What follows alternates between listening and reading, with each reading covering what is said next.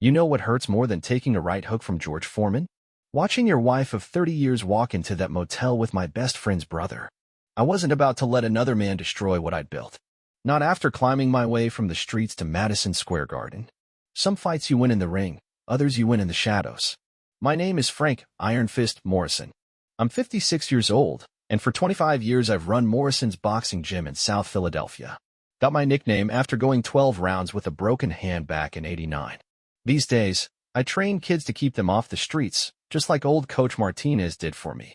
The morning everything changed started like any other. I pulled up to the gym at 4:45 a.m. in my '02 Ford pickup, the same routine I'd kept since hanging up my gloves. The street was dead quiet except for old Mr. Romano sweeping the sidewalk in front of his deli. The autumn air had that familiar bite that made your lungs feel alive. Inside, the gym smelled of leather, sweat, and determination. I flipped on the fluorescent lights, and they hummed to life, revealing the worn speed bags and heavy bags that had absorbed thousands of combinations. The ring in the center stood like an altar, its canvas still bearing the bloodstains of yesterday's sparring session. Marcus showed up at 5 o'clock sharp, like always. Kid had more natural talent than I ever did, but talent ain't worth squat without discipline. "Morning, coach," he said, already wrapping his hands. "Ruby called yesterday about the fundraiser next week. Said you weren't picking up." I grunted, holding the heavy bag steady. "Phone's been acting up." Truth was, Ruby had been acting up. 20 missed calls in 2 days wasn't a phone problem. "Focus on your footwork. You're dropping your right shoulder on the hook." Marcus worked the bag for an hour while I barked corrections. The rhythm of glove hitting leather echoed through the empty gym. Other kids started filtering in around 6. Joey from down the block, whose old man worked the docks, Tommy Chin, straight-A student whose mother wanted him learning self-defense, and Mike Jr., who had his daddy's reach but his mama's temperament. "Keep that guard up, Joey. This ain't a dance recital." I watched them work, making mental notes. "Tommy, throw that jab like you mean it. Ain't no partial credit in the ring." By 8, the gym was alive with the sounds of jump ropes slapping concrete and the clash of sparring. I caught my reflection in the wall mirror, gray at the temples now, nose that had been broken 3 times, but still standing straight. Ruby used to say I looked distinguished. Lately, she barely looked at me at all. The phone in my office rang. I let it go to voicemail. Through the window, I watched Marcus working with the younger kids, showing them proper form. Kid was gonna make it, maybe all the way to the top. That's what mattered, passing on what Coach Martinez taught me, building something that would last. But something wasn't right. I could feel it in my gut, same way you can feel a knockout punch coming before it lands. 20 years in the ring teaches you to trust those instincts. Ruby's strange calls, her sudden interest in charity galas, the way she'd started dressing different for her book club meetings. Yeah, something was definitely wrong. And like any good fighter, I was gonna figure out exactly what before making my move. Jimmy at the Sunoco station caught my attention as I was filling up the truck. He'd been there since I opened the gym, always had a racing form in his back pocket and knew everyone's business. "Hey, Frank," he said, wiping his hands on a red rack. "That Doc's Mercedes was back again yesterday. 3rd time this week." He wasn't looking at me, just studying the numbers clicking away on the pump. "What doc?" I asked, though my gut already knew. "Dr. Thomas Bradley, my friend Mike's younger brother. Hospital administrator with soft hands and a Harvard degree. The one your Ruby's been carpooling with to them charity meetings." Jimmy shrugged, still not meeting my eyes. "Funny thing is, they always drive separate when they leave." The pump clicked off at $47.32. I handed Jimmy 3 20s. "Keep the change." "And Jimmy?" "I appreciate the heads up." Back in the truck, I sat there watching the morning traffic on Passyunk Avenue. 2 lanes of delivery trucks and work vans, everybody with somewhere to be. My hands were steady on the wheel, same as they'd been before every big fight. You don't survive 20 years in the ring by letting emotion cloud your judgment. I drove past Bradley's Medical Center on Broad Street. His silver Mercedes was parked in the reserved spot, just like it had been every morning for the past 15 years. Except now it meant something different. Now it was a target. The gym was quiet when I got back. Marcus was working with Tommy Chin on his cross, the sharp crack of glove on pad echoing off the walls. "Looking good, kid," I called out, heading to my office. The answering machine was blinking. 3 new messages, all from Ruby. "Frank, the hospital foundation dinner is next Friday. Dr. Bradley asked if we could help with the arrangements. Frank, please call me back about the dinner." "Frank, why aren't you answering your phone? I deleted them all and pulled out my old logbook, the one where I used to track fighters' records. Started a new page, times, dates, locations. A fighter studies his opponent before stepping into the ring. This was no different. That afternoon, Ed Wilson from 2 doors down stopped by the gym. Ed was an artist, kept to himself mostly, but he saw everything from his 3rd-floor studio. "Your wife's car was in the hospital parking lot again," he said, pretending to be interested in our membership rates. "Funny thing is, she left with someone else. Real nice car, one of them fancy German ones." I nodded, wrote down the time in my logbook. "Thanks, Ed. Say, you still do photography?" "Sure do. Got one of them new digital cameras with the zoom lens. Might have some work for you. Good pay, no questions asked." Ed understood. In this neighborhood, everybody understood about honor. "Whatever you need, Frank. I owe you for dealing with those junkies who were hanging around last summer." I spent that night in my office, going through old photos. Ruby and me at Marcus's first amateur bout. At Mike's wedding, where I first met his brother Thomas. At the hospital fundraiser last spring, where Ruby had worn that new dress I didn't recognize. Looking at them now, I could see it. The way she'd stopped standing close to me in pictures. The way Bradley always seemed to be in the background, watching. The next morning, I called Mike. 25 years of friendship meant I owed him that much. "Need to talk," I said when he picked up. "About your brother." "Figured this was coming," Mike said after a long pause. "Meet me at McGlinchey's. Tonight. 8 o'clock. I hung up and looked at the boxing schedule on my wall. 6 weeks until the regional championships. Marcus had a real shot at the title. I needed to handle this clean and quick, before it could distract from his training. Some fights you pick the time and place. This one was already underway. McGlinchey's was half empty when I walked in at 8 sharp. Same worn wood bar, same smell of stale beer and broken dreams. Mike sat in our usual corner booth, nursing a whiskey nate. His face had that hollow look I'd seen in fighters who knew they were about to take a beating. "Tommy's been sloppy," Mike said as I slid into the booth. "Getting careless. Parking his car where people can see. Ruby, too." He pushed a manila envelope across the table. "Hospital board's been investigating him for months. Prescriptions that don't add up. Insurance claims that look funny. I pulled some strings, got copies. I left the envelope where it lay. You knew. Suspected. Didn't want to believe it." Mike knocked back his whiskey. "Tommy was always the golden boy. Mom's favorite. Harvard education, big shot doctor. But he's got problems, Frank. Gambling debts. Bad ones." The waitress came by. I ordered coffee, black. "Your brother's gambling ain't my concern." "No," Mike agreed. "But the fact that he's been writing prescriptions for Ruby is. Xanax, Valium. Started right after your last championship fight. When you were dealing with that shoulder injury. That hit harder than any punch I'd taken in the ring. Ruby had been dealing with anxiety, sure. But pills? From him? I thought about her behavior these past months. The mood swings, the strange hours, the way she'd get defensive over nothing. There's more," Mike said. "Tommy's been moving money around. Using the hospital charity foundation to cover his tracks. That fundraiser next week? It's an audit smokescreen." I finally opened the envelope. Charts, bank statements, prescription records. A fighter studies his opponent's weaknesses. These papers showed plenty. "I've got a friend at the DA's office," Mike continued. "Guy named Russell. Works insurance fraud. He's been building a case, but it's complicated. Politics involved. Hospital board's trying to keep it quiet. Give me his number." Mike scribbled it on a napkin. "Frank, I know what you're thinking, but handle this smart. Tommy's connected. Got friends in high places. So do I." I stood up, leaving my coffee untouched. "Remember Bobby Sullivan? Detective now. Still owes me for training his kid. What are you going to do?" "Nothing yet. Smart fighter doesn't telegraph his punches." I left Mike with his whiskey and drove to the precinct. Bobby was working late, like always. His office walls were covered with boxing posters, my old fights, photos of his son's amateur bouts. He didn't look surprised to see me.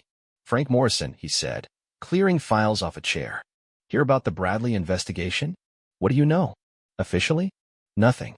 Unofficially." He lowered his voice. "Insurance fraud, prescription fraud, money laundering through the hospital foundation. DA's office is watching him, but they're moving slow. Hospital lawyers keep stonewalling. I need details. Everything you've got." Bobby studied me for a long moment. "This personal?" "Very." He nodded, pulled out a thick file. "Give me an hour to make copies." "But Frank? Whatever you're planning. Make it clean. No loose ends. I spent the next 2 hours in Bobby's office, building my strategy. Every prescription, every bank transfer, every suspicious insurance claim. Bradley had been careful, but not careful enough. He'd left traces, like blood drops in the ring. You just had to know where to look. By midnight, I had what I needed. A fighter's game plan, but this time the prize wasn't a belt. It was justice. Cold, calculated, and completely legal. Bradley thought he was untouchable behind his Harvard degree and hospital connections. But he'd never been in the ring. Never learned that the biggest fights are won long before the first punch is thrown. The next morning, I made 2 calls before opening the gym. First to my accountant, Ray Mendoza, who had handled my fight purses back in the day. Second to Ed Wilson, who'd been watching his building's security cameras like a hawk. Everything was falling into place. Marcus was already waiting when I pulled up, bouncing on his toes in the pre-dawn chill. "Coach, you okay? You seem different lately." "Just strategy, kid." I unlocked the gym. Sometimes you gotta let your opponent think they've got the upper hand. Remember the Reynolds fight? How we let him gas himself out before striking. Yeah, but Marcus stopped as my cell phone rang. Ruby's number. I let it go to voicemail. "Focus on your combinations," I told him. "Championship's coming up fast." Ray showed up at 10, carrying his laptop and a stack of papers. We sat in my office while the sound of speed bags provided cover. "I've frozen the joint accounts," he said, pulling up spreadsheets. "Transferred everything to the new LLC we set up last year for the gym. Legal, but she can't touch it without a court order." "What about the house?" "Deed's in your name. Gift from your mother before she passed. Ruby signed a prenup, remember? She was just starting nursing school. You were defending champ." Ray smiled grimly. "Sometimes the old guard ropes help more than we expect." Ed came by after lunch, carrying a manila envelope of his own. "Got everything on camera," he said. "Bradley's car at the motel. Ruby going in. Times, dates, all of it. Plus something interesting." He pulled out a photo of Bradley handing an envelope to someone in hospital scrubs. "Caught this yesterday. Guy's a pharmacy tech, according to his badge." I studied the photo. "Bobby needs to see this." Already sent him copies. He says it's the missing link they needed. Proves Bradley's running a prescription scam through the hospital pharmacy. The pieces were coming together. Like setting up a combination. Jab, cross, hook. Each move opening up the next. I learned from Coach Martinez that patience was as important as power. Let your opponent get comfortable. Let them think they're winning. Then strike. Ruby called 3 more times that afternoon. Each voicemail more urgent than the last. The charity gala was tomorrow night. She needed to know if I was coming. Needed to coordinate our arrival. Needed to maintain appearances. I finally picked up on her 4th call. "Yeah, Frank, thank God. I've been trying to reach you for days. The foundation gala. I'll be there." My voice was steady, like always. Got my tux pressed and everything. "Oh." She sounded surprised. Relieved. And something else. "Worried? That's wonderful. Dr. Bradley will be pleased." He was hoping to discuss the youth boxing program funding. I bet he was.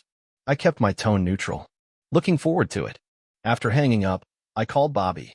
"Everything set for tomorrow?" "DA's got a team standing by. Hospital board members will all be there." "Perfect timing." "And the evidence?" "Rock solid. Prescription fraud, insurance scams, charity fund manipulation. Plus those photos your artist friend took. Bradley's going down hard." I spent the rest of the afternoon working with Marcus. Kid was ready for the championships. His combinations were sharp, his footwork perfect. He'd learned the most important lesson, that discipline beats raw talent every time. Around 6, Mike stopped by. He looked worn out, older than his years. "Tommy knows something's coming," he said. "Been trying to move money around. Asking about offshore accounts." "Let him run," I said. "He won't get far." The gym emptied out as evening fell. I sat in my office, watching old fight videos. Not of my matches, but of my opponents. Studying how they looked just before they realized they'd lost. Tomorrow night, I'd see that same look in Bradley's eyes. And Ruby's. Some men might have felt satisfaction. Might have gloried in the revenge to come. But Coach Martinez taught me better than that. This wasn't about revenge. It was about justice. About maintaining the order of things. About showing the next generation that actions have consequences. I locked up the gym and drove home in the dark. Ruby's car was in the driveway, lights on in the kitchen. Tomorrow she'd learn what it means to betray not just a husband, but a fighter. Tomorrow, the bell would ring for the final round. The Bellevue ballroom glittered like a championship ring, all crystal and gold trim. Ruby stood by the entrance in a black dress I'd never seen, checking her phone every few minutes. I adjusted my bow tie, the same one I'd worn to my Hall of Fame induction, and handed my keys to the valet. Frank, Bradley's voice carried across the marble foyer. He was working the crowd, champagne in hand, that Harvard smile plastered on his face. Didn't think you'd make it. Ruby said you've been busy with the gym. Wouldn't miss it. I shook his hand, noting the slight tremor in his grip. Especially with all that youth program funding you promised. Ruby touched my arm, her fingers cold. The hospital board's very excited about the boxing program. Dr. Bradley's been telling them all about it. Has he now? I checked my watch. 8:15, right on schedule. The ballroom was packed with Philadelphia's medical elite. Hospital board members in tuxedos, administrators in designer gowns, all congratulating themselves on their charity. I recognized faces from Bobby's files. The chief of surgery who'd signed off on Bradley's suspicious insurance claims. The pharmacy director who'd overlooked the missing prescriptions. Bradley tapped his glass, calling for attention. If I could have everyone's focus. He moved to the small stage, straightening his jacket. As chairman of the hospital foundation, the ballroom doors opened. Bobby Sullivan walked in, flanked by two men in suits. Behind them, Mike stood with his hands in his pockets, looking anywhere but at his brother. Dr. Thomas Bradley? One of the suits held up a badge. Agent Williams, FBI? We need to discuss some irregularities in the Foundation's accounts. The champagne glass slipped from Bradley's hand, shattering on the marble floor. Ruby's face went white as she looked from him to me, finally understanding. What's the meaning of this? The hospital board president stepped forward, but Bobby cut him off. We have evidence of extensive prescription fraud, insurance scams, and misappropriation of Foundation funds. Bobby's voice carried through the suddenly silent room. Dr. Bradley has been using the charity as a personal slush fund, writing illegal prescriptions, falsifying insurance claims. The FBI agents were already moving toward Bradley. He backed away, looking for an escape route. This is ridiculous. I'm the chairman of. We have documentation. Bobby nodded to Mike, who pulled out a familiar manila envelope.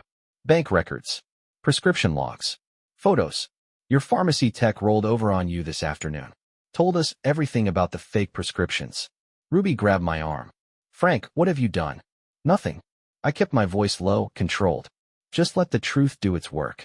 Like you should have done 30 years ago. Bradley made a break for the side door, but Mike was there waiting. One quick move.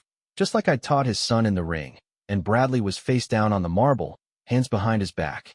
The room erupted in chaos. Hospital board members backing away, trying to distance themselves. Reporters who'd come for a charity puff piece suddenly sending bigger game. Through it all, I stood still, watching Ruby's world crumble around her designer dress and stolen prescriptions. The house keys are on the kitchen table, I told her as the FBI led Bradley away. I've had the locks changed. Your things are packed in the garage. Don't take what isn't yours. She started to speak, but I was already walking away. Outside, the October air was crisp and clean. Bobby followed me to the valet stand. DA's adding conspiracy charges. The prescription angle alone will cost him his license. Foundation fraud carries federal time. Good. I took my keys from the valet. Mike okay. Better than he expected. Said watching Tommy get taken down was easier than watching him destroy himself. I nodded, thinking about tomorrow's training session.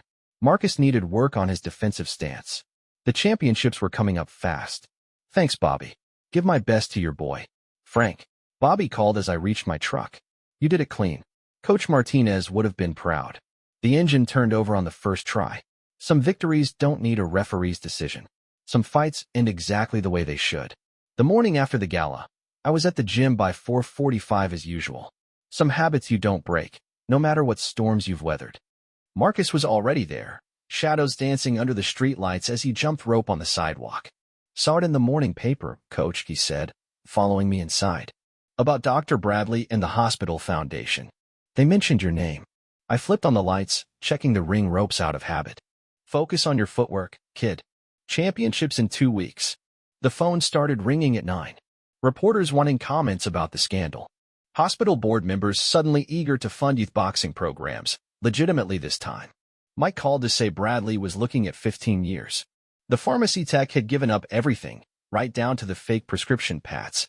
Ruby's lawyer reached out, Mike added. She's not contesting anything. Moving to Arizona to stay with her sister. Good. I watched through my office window as Marcus worked with the younger kids. His left hook was getting sharper. How are you holding up? Better than expected. Mom's taking it hard, but she'll survive. Tommy made his choices. By afternoon, the gym was packed. Not just the regulars, but faces I hadn't seen in years. Old fighters, neighborhood guys, even Coach Martinez's widow stopped by. Nobody mentioned the scandal directly. They didn't have to. In South Philly, word travels faster than a speed bag. Jimmy from the Sunoco dropped in around 4, racing form still in his back pocket. Guess I won't be seeing that Mercedes anymore, he said, watching the kids spar. Place looks good, Frank. Real good. Ed Wilson came down from his studio, camera in hand. Hospital board's commissioning a piece, he said. Want me to paint the gym? Something about community spirit and local heroes. He shrugged. Guess they're trying to rebuild their image. Take it, I told him. But make it about the kids, not me. The next 2 weeks passed in a blur of training and paperwork. Bobby helped me set up a proper foundation for the gym. Everything legal, everything transparent. The hospital's new board practically threw money at us, desperate to distance themselves from Bradley's scheme. Ruby's card disappeared from the driveway. Her clothes vanished from the closets. The divorce papers came and went without drama. Sometimes the cleanest victories are the ones where you never throw a punch. The night of the championship, the gym was standing room only. Marcus moved like smoke in the ring, everything we'd trained for coming together. When the referee raised his hand, the roar shook the rafters. I felt Coach Martinez there, nodding his approval. You did it, Coach, Marcus said afterward, still holding his trophy. We did it. No, kid. I watched the crowd celebrating, saw the pride in their faces. You did it. I just showed you how. That night, I sat alone in my office, looking at the wall of photos. Champions we'd trained, kids we'd helped, lives we'd changed. There was space for Marcus's picture now, right next to where mine used to hang. Tomorrow, I'd take down the old photos of Ruby and me. Not out of anger or bitterness, but because some things belong in the past. The street was quiet when I locked up, just like that morning weeks ago when everything changed. Mr. Romano was still sweeping his sidewalk, same as always. The autumn air still had that familiar bite. Good fight, he called out as I passed. Always is, I answered, heading for my truck. The gym's lights cast long shadows on the pavement, but I walked straight and tall through them. Tomorrow would bring new fighters, new challenges, new battles to win. But tonight, standing in the ring with Marcus, I'd remembered what Coach Martinez taught me all those years ago. True victory isn't about who you beat, it's about what you build. 6 months later, I stood in the expanded gym watching Marcus train his own group of kids. The new ring gleamed under fresh lights, paid for by the hospital's community outreach program, the same one Bradley used to rob. Funny how things come full circle. The morning paper sat on my desk. Bradley had taken a plea deal, 12 years federal time, medical license revoked. The headline read, Hospital Foundation Scandal Leads to Reform. Below that, a smaller story. Local boxing gym receives Excellence in Youth Mentorship Award. They'd used Ed's painting for the article, Kids Training, Champions in the Making. Mike stopped by most afternoons now, working with the younger fighters. His mother had finally come around, even donated Bradley's trust fund money to the gym's scholarship program. Figured it should help kids for real this time, she'd said. Ruby's divorce papers had come back final last week. Word was she tried starting a new life in Arizona, but her nursing license got flagged. Something about prescription irregularities following her. Some stains don't wash out, no matter how far you run. The gym's door chimed. Bobby Sullivan walked in with his boy, now assistant DA. Frank, he nodded. Thought you'd want to know. Hospital board's making your youth program their flagship charity. Real oversight this time. They're even naming it after Coach Martinez. I watched Marcus demonstrating a perfect cross to a kid who reminded me of myself 40 years ago. Same hungry look. Same determination to rise above the streets. The gym was full of those stories now, second chances, fresh starts, hard-won victories. You know what Coach Martinez used to say? I told Bobby, thinking about that first day I walked into his gym. He said there are two kinds of fighters. Ones who fight for glory, and ones who fight for something bigger. I looked around at what we'd built, at the legacy that would outlast us all. Guess he was right. Outside, the Philadelphia sun was setting on another day of training. Tomorrow would bring more fighters, more battles, more kids looking for their way out of the darkness. But that's the thing about being a fighter. You don't just survive the hard rounds. You come out stronger. I still hit the heavy bag every morning at 4:45. Some habits you keep, not because you have to, but because they remind you who you are. And every hit echoes with the truth I learned in that ballroom 6 months ago. The best victories aren't won with your fists. They're won with your heart, your mind, and your unshakable sense of honor. They say revenge is a dish best served cold. But justice? Justice tastes like victory in the final round, when you're still standing and your opponent's on the canvas. And let me tell you something, it tastes sweet as hell.